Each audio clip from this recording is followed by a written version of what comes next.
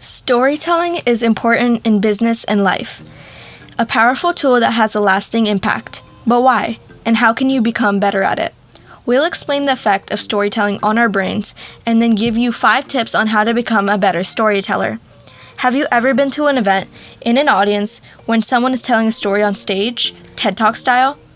Notice how it feels like there's magic in the air.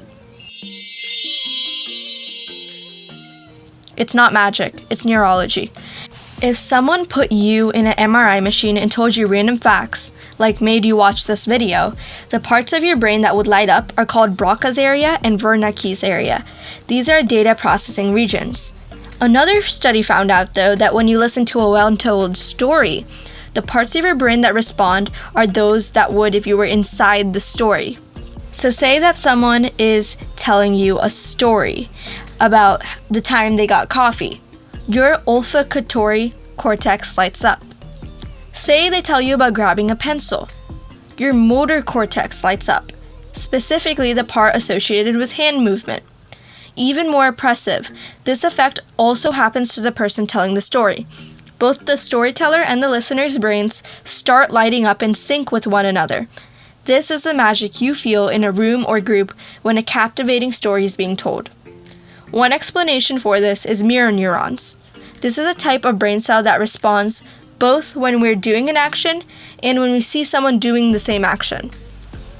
When someone is telling a story and our brains respond as if we're inside the story ourselves, we feel a powerful connection to the storyteller. So what's the best way to form that connection when you tell stories? Tip number 1, don't commentate, describe. We were taught by Dale Carnegie to tell the audience what you're going to say it, then tell them what you said. But storytelling doesn't really work like that. In order to make your audience's brains respond as if they're inside the story, you need to describe what was happening to you at the time it happened, without necessarily adding opinions or context. Think about telling a story as making a movie inside your audience's head. Instead of using a voiceover with no pictures, or a montage, brief, very descriptive pictures, tell your story in action scenes.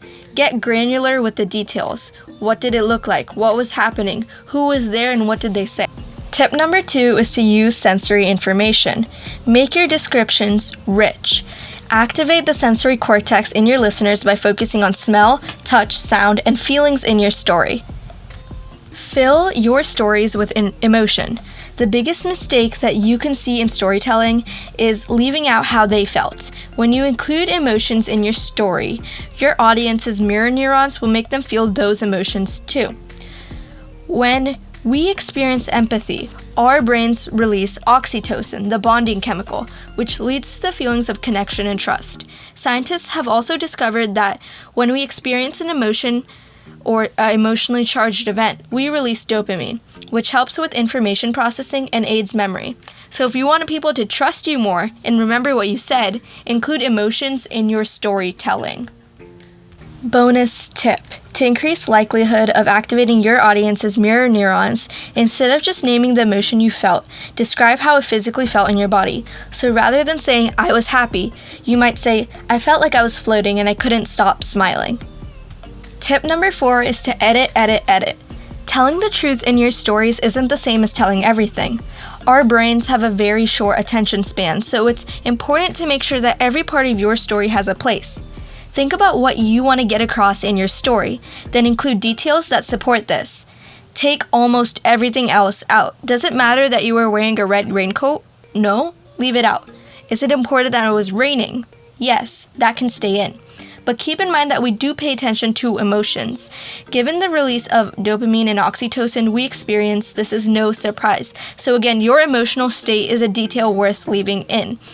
When you stick to the essential details plus emotions, you can get a lot across in a short period of time. And finally, tip number 5, don't throw in spoilers. While telling a story, stick to the chronological order that things happened. Don't give us details that you yourself didn't know until part of the story where you discovered them. By telling us what was going to happen later, you lose the tension in the story. For example, if you were telling a story about a job interview, then said, "At this point, I didn't realize that they'd already given a job to someone else."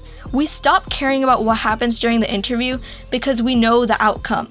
tension is one of the key aspects of holding attention in stories. By throwing in spoilers, you lose attention, preventing the creation of emotional resonance between you and the audience. I hope you now have a better idea of the do's and don'ts in storytelling, how to captivate your audience in the most efficient manner. Thank you for watching this video. Please consider subscribing to the Success Bistro for more videos like this.